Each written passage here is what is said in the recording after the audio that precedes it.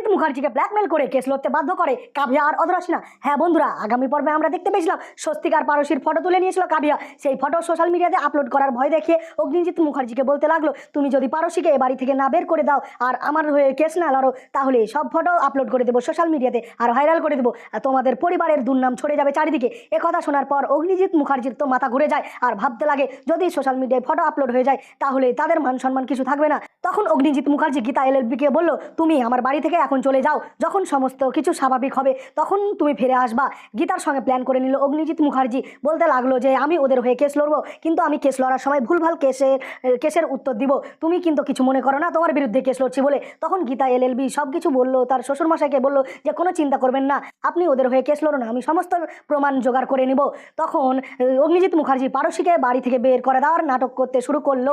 সেই দৃশ্য তখন বন্নি মুখার্জি ভিডিও করে কাবিয়াকে পাঠিয়ে দিল আর বলল যে আদরাসিনাকে এই ফটো পাঠিয়ে দাও। তখন আদরাসিনাকে সমস্ত কিছু পাঠিয়ে দিল আর ওরা নিশ্চিত হলো যে অগ্নিজিৎ মুখার্জি তাদের কথায় রাজি হয়ে গেছে। তখন পারসীকে গীতা অন্য জায়গায় শিফট করিয়ে দিল, যেখানে কেউ তাকে খুঁজে পাবে না। হ্যাঁ বন্ধুরা, গীতা এলএলবি সিরিয়ালের আগামী পর্বে এমনটাই হওয়ার চান্স বেশি, কারণ টিআরপিতে এমনটাই দেখাচ্ছে আর টিআরপি চার্জলিস্টে এটাই আমরা দেখতে পেলাম। নতুন নতুন ভিডিও পাওয়ার জন্য আমার পেজটিকে ফলো করে লাইক করে শেয়ার করে দিবা। আর বিগত কয়েকদিন ধরে আমি সিরিয়াল আপলোড করছি, আপনারা অনেকেই রিয়াকশন দিচ্ছেন, ধন্যবাদ।